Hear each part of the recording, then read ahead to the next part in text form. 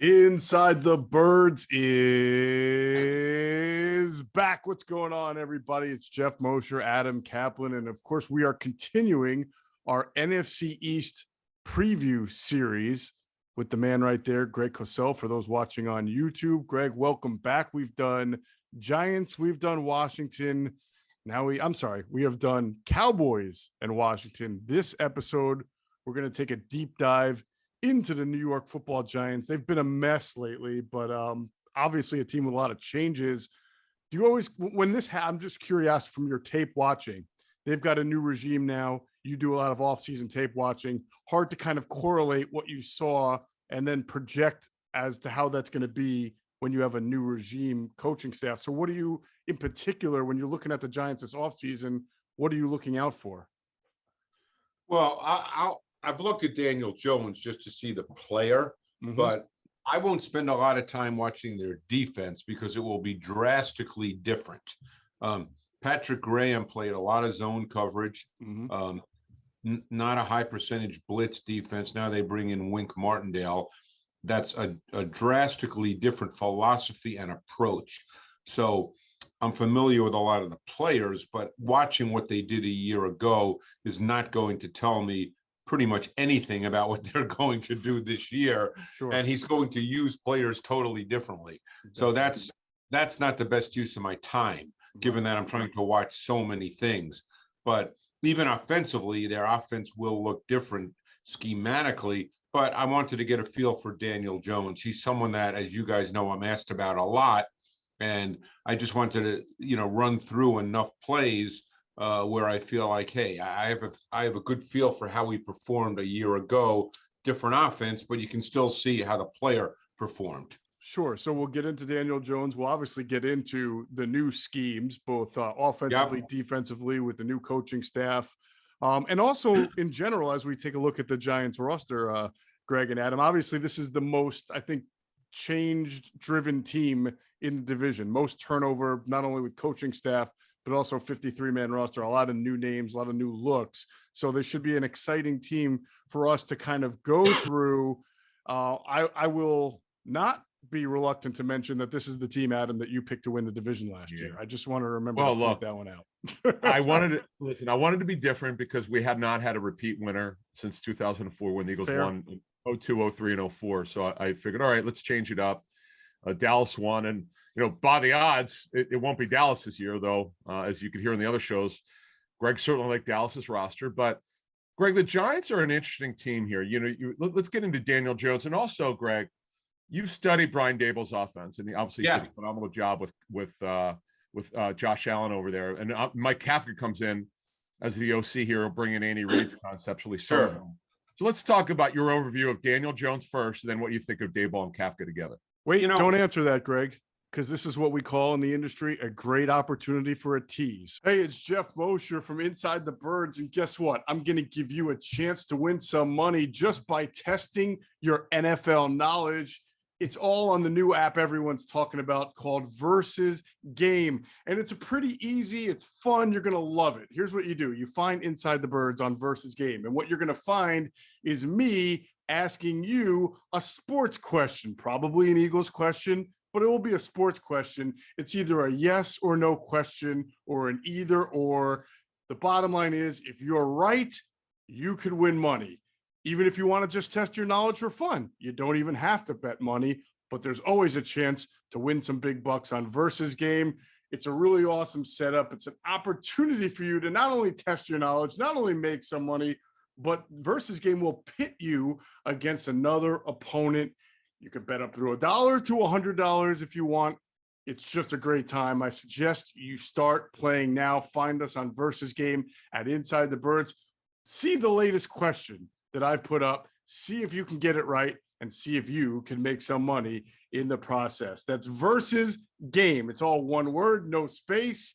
And we'll be talking about the result of the question in the next Inside the Birds episode, along with introducing a new question. So go to Versus Game right now to Inside the Birds and find out what question we've asked. Tease you long enough, Greg. Now answer Adam's question about Daniel Jones. I watched a good amount of Daniel Jones a couple of weeks ago because Daniel Jones to me has always been a little bit of an enigma. I think he was the sixth pick in a draft by a previous regime. It was Dave Gettleman's pick. And Daniel Jones is a big kid who throws it well, has enough mobility. We know that he can run. For Eagles fans, they've seen him make big runs against them. And I always felt like I couldn't get a great feel for Daniel Jones.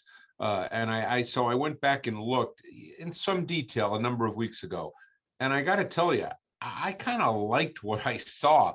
And just so people understand, I know that the numbers weren't great. I know the Giants didn't have a great offense. We know all that. But I'm just looking at the player. One thing I learned years and years ago from quarterback evaluators who are a lot smarter than I am is that when you look at a quarterback and evaluate a quarterback, you have to put him in a vacuum. You have to look at that player. You can't go by just purely numbers. That could be a function of many, many other things. So I was looking at Jones, and I would say at his core, he's a pocket quarterback who was at his best playing with timing and rhythm. And he showed that, for instance, pretty well on third down. He was very poised in the pocket. He read coverage. He knew where to go with the ball. I, in fact, watched all of his third down dropbacks, and I thought that he was really efficient in the pocket. I thought he was decisive with his reads and his throws, and that for the new coaching staff, and we'll get into Daboll and Kafka in a minute, but I think for that new coaching staff, that's probably pretty exciting for them, because I think when you watch Jones tape, you kind of feel like there's something to work with, and we can make this guy a quarterback, a good quarterback. So to expand on that, Greg, when you say you like what you saw within that context that we're talking about, was it decision-making, arm strength, athleticism? What specifically stood out that you saw that you think, hey, with a new staff and maybe some improvements, there might be something there? Yeah, I think that he was a good decision maker. I thought he was decisive. Mm-hmm. He knew where to go with the ball. He delivered it to the right receiver. His arm is fine. It's not a hose, but it's perfectly fine.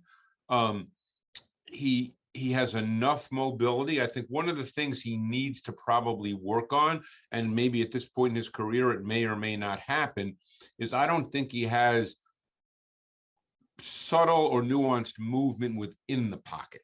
And I think that's a really important trait to have for quarterbacks who are at their core pocket quarterbacks. Mm-hmm. I don't think that's a strength of his game, and it may never be a strength of his game. And that could prevent him from being, a top 10 kind of guy, because I think he ultimately will need that trait. So that is one thing he is lacking. But I think there's probably a public perception that Daniel Jones stinks. And when you watch the tape, that is not what shows up at all on tape. Well, there's clearly something to work there with these new coaches, with Daboll and Kafka. So you've watched Brian Daboll in his career, and we know he's coached in college. Oh yeah, in the pros, he's won a Super Bowl or two. He's developed quarterbacks. Most recently, and probably his best work is with Josh Allen. From talking to people who work with him, he coaches very hard. Daniel Jones can be a little bit of passive. So here's my question for you: the word I got, Greg, was that Jones does leave some throws on the field. Sometimes, to use your term, he doesn't always cut it loose. When you study Daniel Jones, do you see throws there, you go, wow, I wish he'd pull the trigger, or is just a little bit inconsistent? It's interesting you say that, because I don't know who you've spoken to, but I've spoken to some people, Adam, because I wanted to get a feel for just the kind of thing you're talking about. And Joe Judge, was he there 2 years with the Giants? Yes. Mm-hmm. Joe Judge, from what I've been told, and again, this comes secondhand, but people who were there, Joe Judge was very hard on players for making any kind of mistake at all. So in other words, it was almost if you weren't allowed to make a mistake. Brian Daboll, from what I gather, and you may know more, Adam, because I know you know people there probably more than I do, in Buffalo, that is. But apparently Daboll came into the Giants with the idea that, hey, OTAs, training camp, we're going to make mistakes, and we almost want you to make mistakes because we want to see what you can do, and we want you to get a feel for what you can do and what you can't do. And by the way, I personally think that's the right way. I remember when I started working with Ron Jaworski in 1990, and Jaws told me that when Dick Vermeil brought in Sid Gilman in 1980 as an assistant offensive coach, and for those who are younger who don't know who Sid Gilman is considered by pretty much everybody as the father of the modern day passing game. And Jaws said that Sid Gilman was the kind of coach that said, hey, training camp is the time to push yourself and see what you can do and what you can't do. The time to find that out isn't in the third quarter, week 3. The time to find that out is in training camp. And he told Jaws, I don't care if you throw 10 interceptions every single day. We're going to find out what you can do and what you can't do so that you are totally confident in a game situation as to what you can do. And I think if Brian Daboll takes that approach with Daniel Jones, who clearly has a talent, then I think that's the right approach. And it's a new offense, so Daniel Jones will have to think it through for a while. My sense is Daniel Jones will not be the kind of kid who's bothered at all by being coached hard. Well, let's talk about what the offense might look like, because I'm not surprised because we've seen this, but Mike Kafka is going to be the offensive coordinator. I thought Brian Daboll, when he was hired, might be a play caller because of what he did with Josh Allen out there in Buffalo. Sure. He has said Mike Kafka will call the plays. Now, obviously, the plays, Kafka and Daboll will focus as the offensive brain trust there and put together an offense. But from what you know of these two guys, both for Greg and Adam, what do you expect out of this offense? I think it'll be a really intriguing mix of quick game throws and intermediate and vertical throws, because one thing we know about Kafka coming from Andy Reid is we know Andy Reid has always been really good with route design and route concepts, and a lot of them are at the intermediate and vertical levels. You know, we've seen, well, I've seen watching tape of Andy Reid for years, they like to run the flood concept, which is really, it's a 3-level stretch. So it has a vertical element to it. You know, Andy has developed over time, and I think that's been a function of who he's had playing quarterback. Obviously, when you get a Patrick Mahomes, you know, your whole game is not going to be built around quick rhythm 5-yard throws, because Mahomes can push it down the field. So I think Andy has probably expanded, and that's when Kafka was there with Patrick Mahomes. Mm-hmm. So Daniel Jones has the ability to make those kinds of throws. I'm not suggesting he's got Patrick Mahomes' arm, few do, but Jones can make those throws. There's no problem with Jones' ability to throw the ball at the intermediate and downfield levels. So you're going to get some really nice route concepts and combinations that come from Mike Kafka. Now, I thought Brian Daboll, with what he did with Allen, was a really intriguing mix of downfield throws, because Josh Allen can throw it out of the building. Mm-hmm. And I thought they did that really, really well 2 years ago. And this year, and it may have been a function of their O-line, because it was, you know, an O-line that was kind of a work in progress in Buffalo. They went a lot more with quick game stuff. And I thought they did a good job with that as well. So I would expect the Giants offense to be a pretty intriguing mix of all of that. And then you get into situational football, which, you know, we don't know until we see that. Mm-hmm. But I think, you know, I think it's a good mix. And, you know, keep one thing in mind. They didn't really play with receivers last year. I mean, there was a revolving door at receiver, and Kenny Golladay was hurt a good part of the season. Tony was hurt a good part of the season. Shepard, I believe he tore his Achilles. Who knows even where he stands right now? That's a very, very difficult injury, obviously, to come back from. They drafted Wan'Dale Robinson. You know, it's going to be a very interesting mix.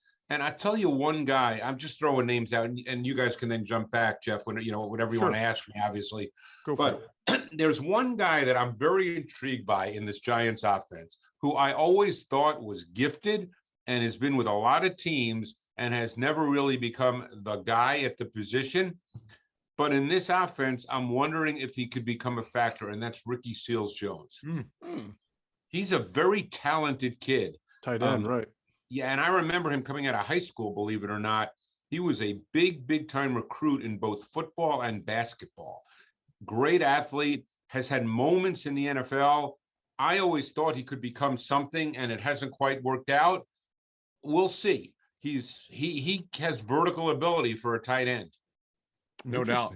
Good No stuff. doubt. Good stuff. Couple- Adam, yeah, real couple quick, things I Adam, would add. before your question, Adam, I want to remind everybody to get the best CBD out there on freestonefarmcbd.com. Use promo code ITB. You'll get 20% off. That's freestonefarmcbd.com. And of course, we want to tell everybody about our friends at PHLSportsNation.com, enhancing the fans' experience with their coverage of all Philadelphia sports teams. For the fan, by the fan is their motto. So check them out at PHLSportsNation.com and on Twitter at PHLSportsNation. Go for it, Adam. All right. So, yeah, the things I would add is where Kafka and Daboll will meet in the middle because yes, Kafka, I was told months ago, was going to call the plays, but Daboll certainly will have a huge input. I think you'll see the different usage of personnel where Jason Garrett might have struggled. These guys have a vision. So with Wan'Dale Robinson, could be his Isaiah McKenzie. Like he sees something different with the personnel. I think you'll see some things with Tony if he could stay on the field, because we all know how gifted he is. He just had trouble as a rookie staying healthy, and he had to be pushed. And you saw flashes. It was the Dallas game last year, which was huge for him, and they're hoping to expand his role. But yeah, I can't wait. If I'm a Giant fan, I cannot wait to see Daboll and Kafka work together. As Greg just said, look at all this talent they have at receiver. If they could just stay on the field. And the other factor, which I really want to mention, because it stood, granted, the offense will be different in terms of schematics this year, but in the pass game, it all starts with protection. You know, every coach will tell you that protection is number one in the pass game. And what happened when I watched the tape last year, and granted, Andrew Thomas missed some games, and I thought he played well down the stretch. And they obviously drafted Evan Neal to be their right tackle. So in an ideal world, they're not going to have to do what they did last year a lot on third down. And they were forced to use both tight ends and backs to chip on the outside last year to compensate and camouflage for their O-line struggles in pass protection.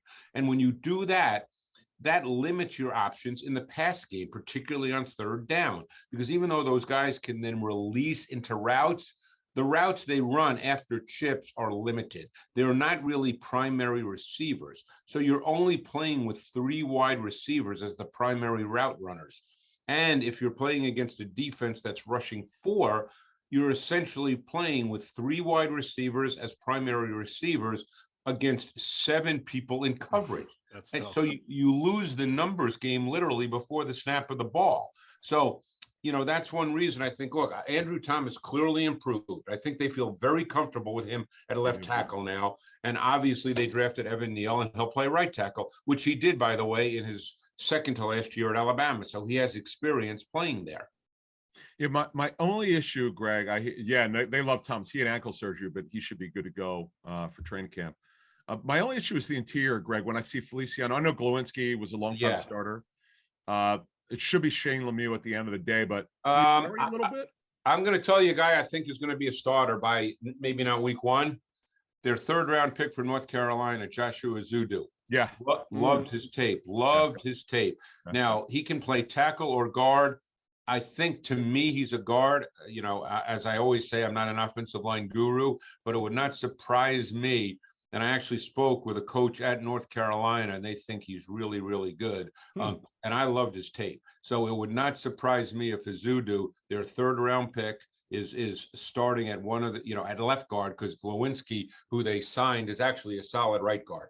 Yep.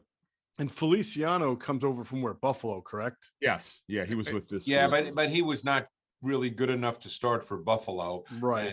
And Buffalo did not have a great O-line. So, you know, Feliciano is kind of a stopgap. Yeah, so it's going to be. In fact, continues to be an issue for them. That center spot. Yeah, it is, and they'll have Jamil Douglas backing him up, who the staff I believe knows a little bit. But yeah, that to me, I'm a little bit worried about the interior, but they love fair. Thomas. That's fair. Yeah, they love Thomas. Evan Neal, as you said, will be the right tackle. I believe this offense has a lot of upside. Greg, you just outlined what they have. I mean, I think that the key. Look, the bottom line is they had a revolving door on the O-line and a wide receiver last year. It's very tough to be consistent at the quarterback position when that's the case. Kenny Golladay obviously was hurt, but was a disappointment at times as well. But he's your classic X. I mean, that's what he is. And then you've got two movement guys, and that's where Kafka comes in, because Kafka comes, from the Andy Reid offense where Hardman was a movement guy. Tyreek Hill was a movement guy. They did a lot of motion in Kansas City with those kinds of players, smaller, quick, explosive wide receivers. Now the Giants, assuming health, have two of them. So that makes it interesting. We've seen over the years, Darius Slayton has had some moments. In some ways, you could see Slayton as being kind of a Mecole Hardman for the Giants, a guy that has vertical explosive ability, but is not necessarily going to be a volume target. So there's a lot of players here that can fit in roles, and then it's up to Daboll and Kafka to put it all together. But Adam, you're right. They've got guys who, and I hate to use this term, but it's the reality, who are potential playmakers.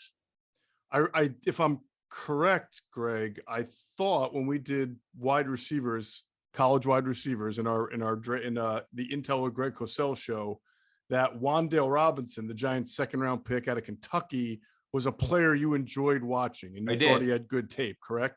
I did. I liked Wan'Dale Robinson. And another movement type player?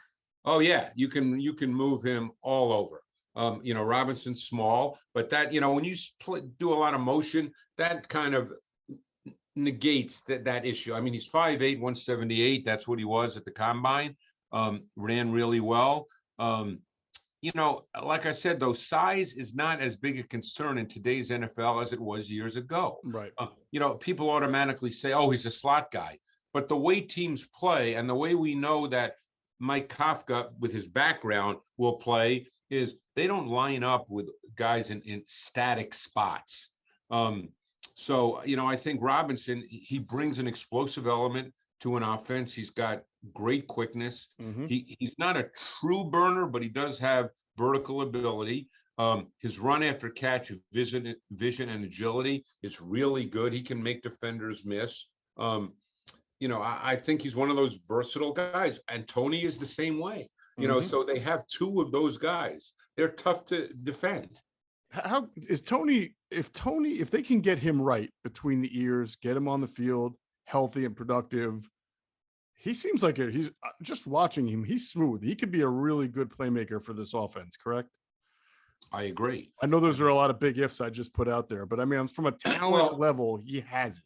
He has it. And his tape in his last year at Florida, he improved as the season went on, because he was not a receiver in high school. And he did not play full-time receiver until his last year at Florida.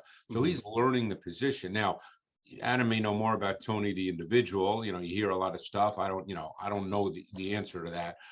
Obviously you'd like this kid to be a pro and work hard. I guess that's been an issue. But if he can become that, he's a very, very talented kid with inside-outside flexibility, and you can use him as a motion receiver as well. Adam, what was the book on Cardarius coming out of? Was everything that we've heard so far sort of to be expected? I mean, I know he's got a music career that he pursues and all that stuff. Yeah, the two issues for him last year were maturity and playing through injury. He had a bunch of nagging minor stuff, and he was a rookie. You learn, and the previous staff, I don't know if they could reach him, just get him, get them to get him to do what they need him to do. And from what I understand, Daboll's taking a different approach. Whatever that approach was last year, it's maybe a little different. We'll see if they could get him where they need him to, but he's healthy, or will be healthy.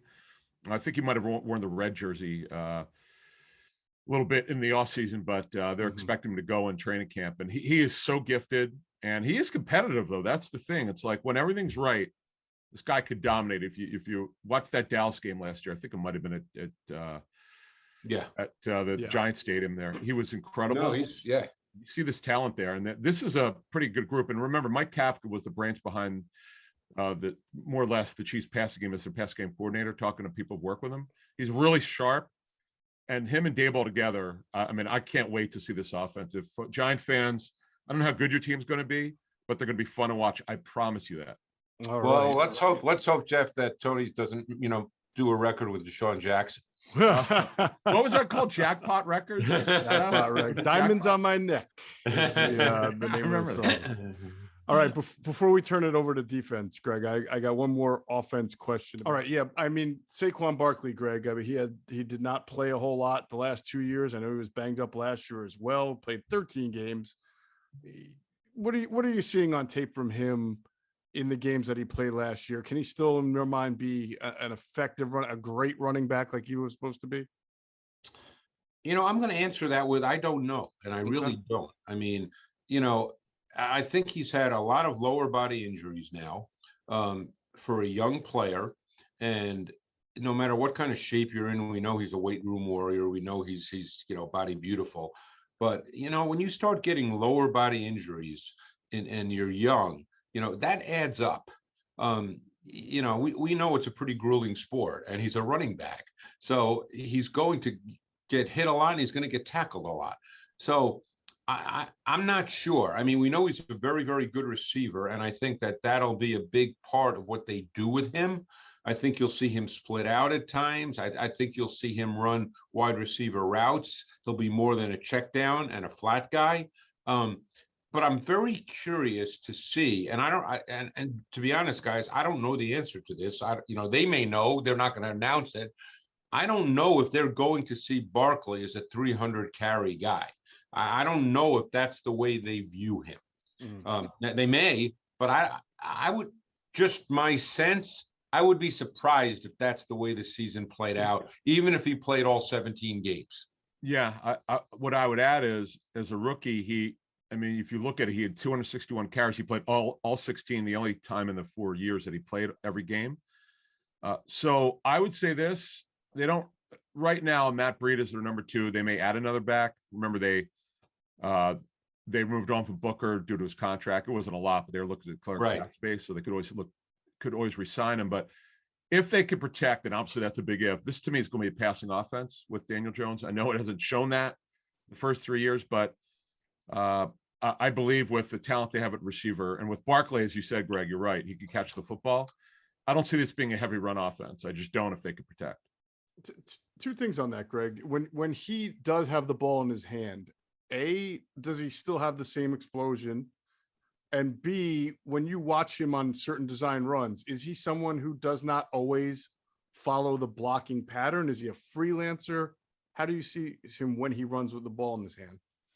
It's a great question, because Barkley was always super explosive, but I never quite saw him as a true sustainer, despite his size and the fact that his body would tell you he could be a physical, grinded out guy.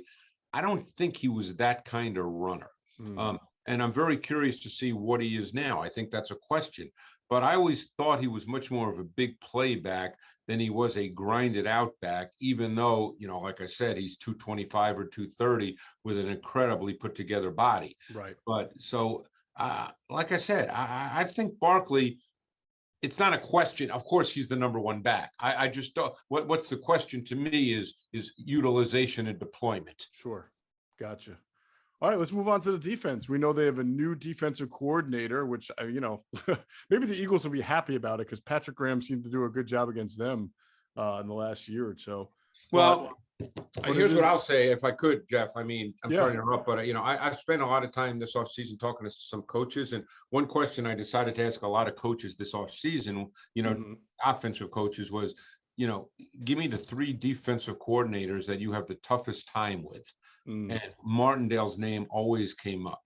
Wow. And it's because of what he does with his fronts and his pressures.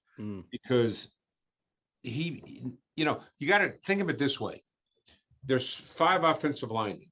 Most offensive coaches would like to send 5 receivers out. Yep.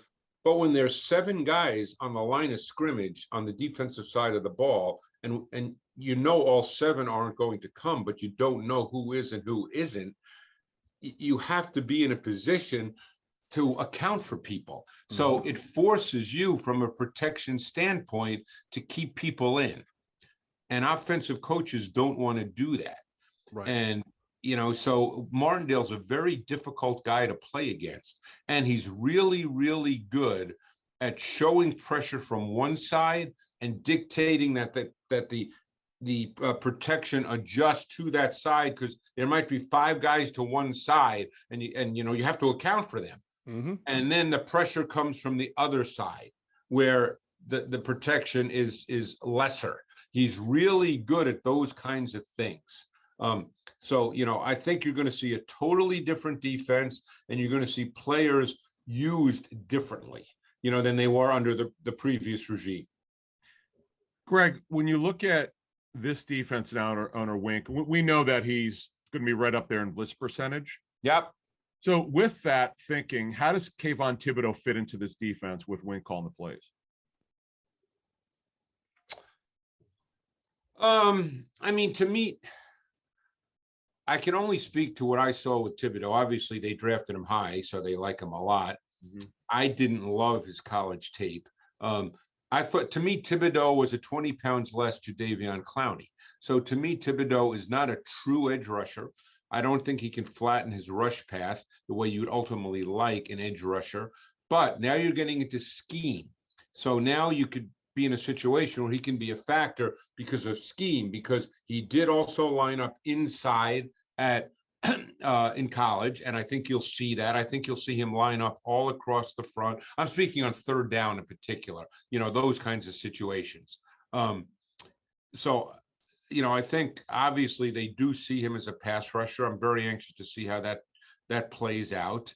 I actually think Ojulari is a better pass rusher off the edge than Thibodeaux, and I would expect Ojulari, who actually had a very nice but overlooked rookie season because the Giants did not win a lot of games. Yep. But I think Ojulari is really going to be a good player and could be a bigger factor in the context of this defense than Thibodeaux is. To your point, I believe Ojulari had 8 sacks as a rookie, which is a really good number right there. And of course, Leonard Williams had 6.5 sacks last year. So when you talk about their pass rush, Greg, and usually you rush with 4 unless you're blitzing a few extra, but you've got now Kayvon Thibodeaux, Ojulari, Leonard Williams. I don't know if their base linemen are going to stay on, Justin Ellis or Dexter Lawrence, but is there a 4th guy there that you see as a pretty in the backups? Well, there's 2 guys that I see as potentially interesting. Go for it. Now this is training camp. Mm-hmm. I always thought Jalen Holmes was a really interesting guy. He played in Minnesota, and I always noticed him on tape. Mm-hmm. Probably didn't put up big numbers if you look at his stats, but he looks the part. I think he's around 6'4", 260. If I'm not mistaken, he's the Ohio State kid. And I always thought that there was something there when I watched his tape. And the other guy is a second-year player, 4th-round pick a year ago from Northern Iowa, Ellerson Smith. Mm-hmm. And Ellerson Smith, obviously smaller school kid, Northern Iowa. They put people in the league, though. The guys from Northern Iowa seem to get drafted every year now. And I thought he was an intriguing guy off the edge. So, we'll see what happens when they go to their sub fronts and sub packages, because Martindale will use a lot of guys in multiple ways, and he's going to work through that during training camp. Yeah, Jimenez is still there too. So yeah, you're right. Yes. Jimenez is still there too. Yeah, exactly. Yeah. So talking to people who work with Wink, they always say that, he's going to have a high blitz percentage, but there's a theory and a thought. And Greg, I think you were talking about it. His first thought is, how do I break down that offensive line? That's what he looks for. Correct. He's great at it. So when you look at them going against the Eagles, and we know they're going to run a 34 front. I would think, though, because the Eagles have such a great offensive line, what do you think about Wink going against the Eagles front here? Well, that to me would be a fun matchup. There's 2 elements to that, because the element is he's not going to just do it as one-on-one matchup. He's going to try to scheme it based on his study of the Eagles. What would you look for? Right. What would you look for to break down? The other factor there is, because of Jalen Hurts, who can leave the pocket, your rush can't be undisciplined. In other words, you can't rush as if the quarterback's just going to be sitting in the pocket. So that adds another element of how you go about putting together your rush approach, because the quarterback can move. And so that becomes a different factor. That adds another element that minimizes your straight pass rush, because the quarterback can move. So what teams do with quarterbacks who can move, and we may have talked about this last year, is Jalen Hurts almost always moves to his right. So teams will know that. And because they'll study it, if I know that, teams know it better because they have 20 guys watching this. I'm one guy, and I know that, so, what you often do is you try to structure a rush to make him move the way he's going to move, and then you account for that with other defenders. I mean, I remember years and years ago, and I forget which defensive coach I talked to, but teams tried to do that with Michael Vick. They knew how he was going to move, so they would try to force him to move and then have somebody in position to where they knew he was going to move. Now, Vick's a more explosive athlete than Jalen, but we all know that Jalen is going to move when he feels pressure. Right. All right, let's go to the back end of this Giants defense. Before we do that, we'll pause real quick and thank our friends at Let's Get Checked for sponsoring this video. Are you struggling at the gym? Are your T levels dropping? Then get checked with Let's Get Checked. Let's Get Checked offers a wide variety of testing options such as vitamin tests, liver tests, cholesterol, and CRP tests. They also have tests for iron, kidney, diabetes, heart, Lyme disease, sexual health, and of course colon cancer screening, and more. Just head to their website, trylgc.com/insidethebirds to check out their full range of testing. The link is in the description. Let's Get Checked manufactures all sample collection kits at their accredited facility using the world's best accredited labs and a team of physicians that reviews your orders and results, along with nurses available 24/7 to help with treatment options. Let's Get Checked is your one-stop shop for all your testing needs. Hit the link in this video description to find out more. And again, we thank our friends at Let's Get Checked for informing us about the importance of getting tested for your medical health. All right, the second half, the back end of this defense. Greg, there are some guys I know in the secondary that you have liked in the past at the nickel and the safety position. So I don't think they added. This is one of the areas of defense they didn't really address a whole lot in the offseason. So what do you think about this secondary? Well, the player I think is going to thrive in Wink Martindale's defense is Xavier McKinney, because Xavier McKinney is a multi-positional and multi-dimensional player who had a very good year last year, by the way. Another player, because the Giants weren't very good, that wasn't talked about a lot, but is a very, very good player who can do many things. He can play on the back end. He can play in the box. He can play in the slot. He can match up man-to-man to wide receivers, to tight ends. He can blitz. He can pretty much do anything you want him to do.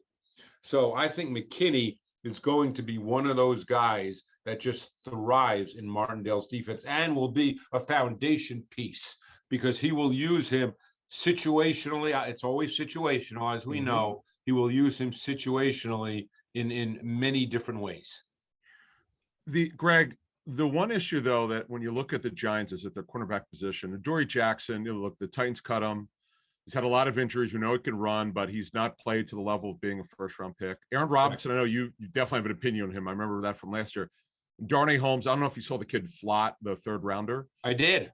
Okay, let's talk about him. So what do you think about their cornerback group?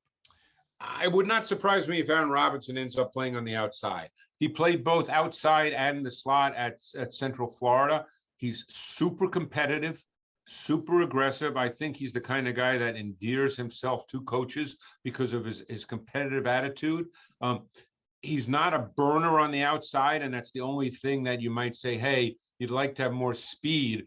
But I think the way in which he plays, particularly in a defense that's going to have a good percentage of blitz, whether it's the highest in the league, who knows, but they will blitz. I think he can play outside in a Wink Martindale defense.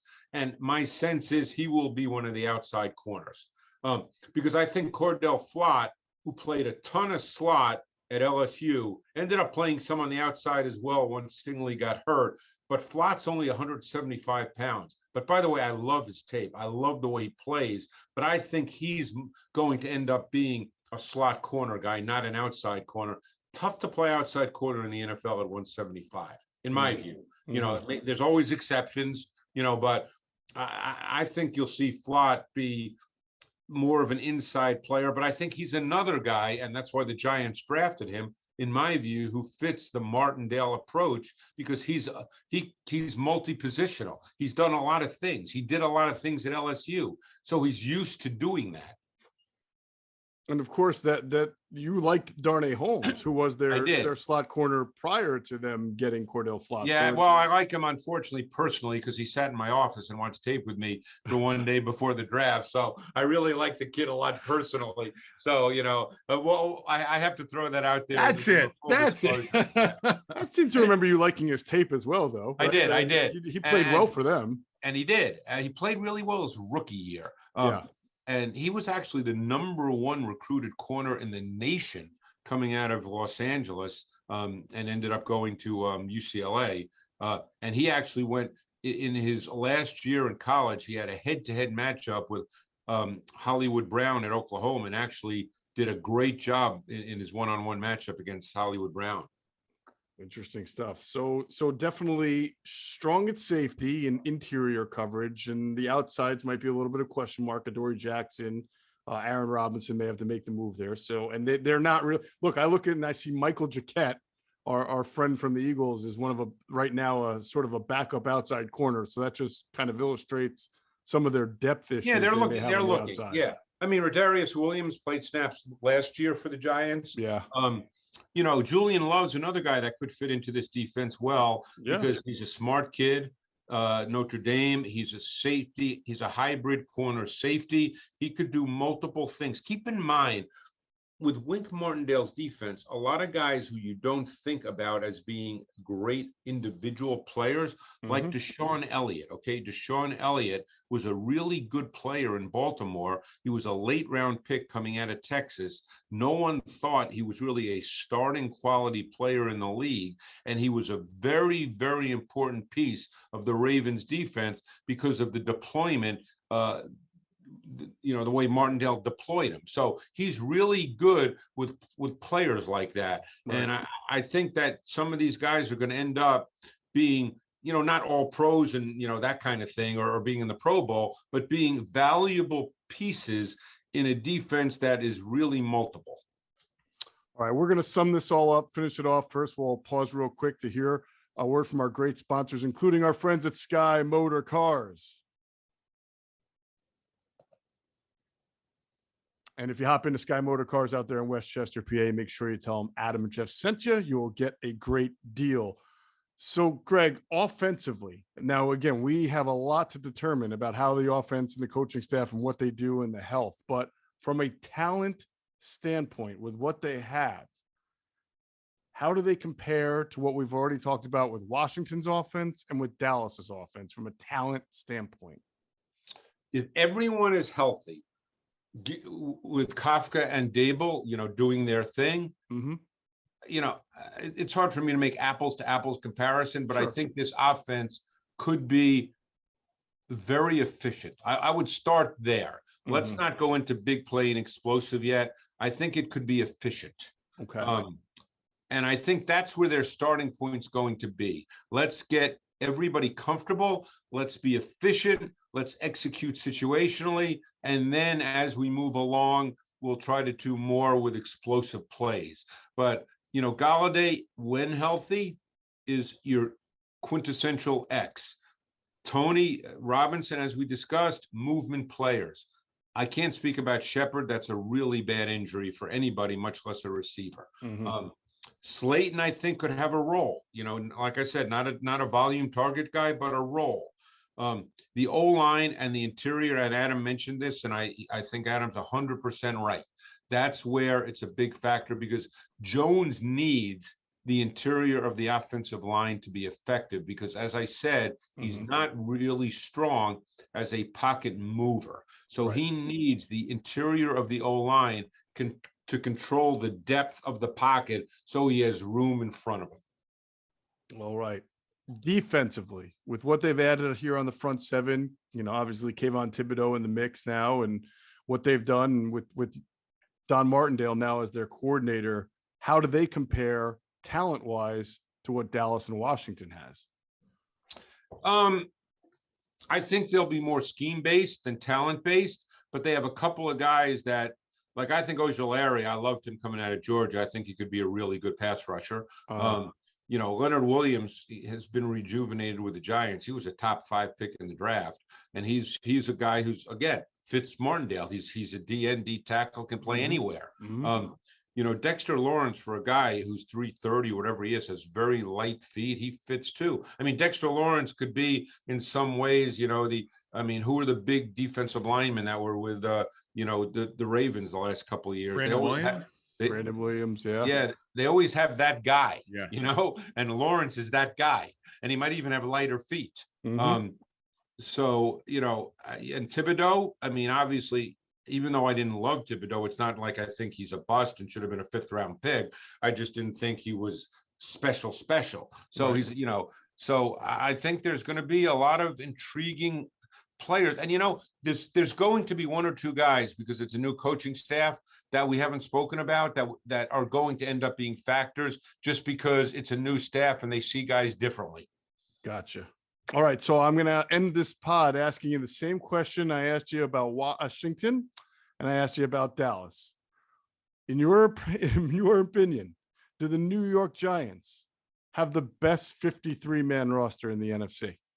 No, they do not. Okay, so those who have been listening, they're going to be better. But they're going to be better. I agree with you. I think they are going to be better. In fact, I think this division, you know, we'll obviously go through it a little bit when we do the Eagles, but I don't see this division as such a laughing stock anymore. And I could be wrong about that, but I feel like every team, you can make an argument for some improvement. Maybe not as much Dallas because they've lost a little bit, but I think they're still a good team in general.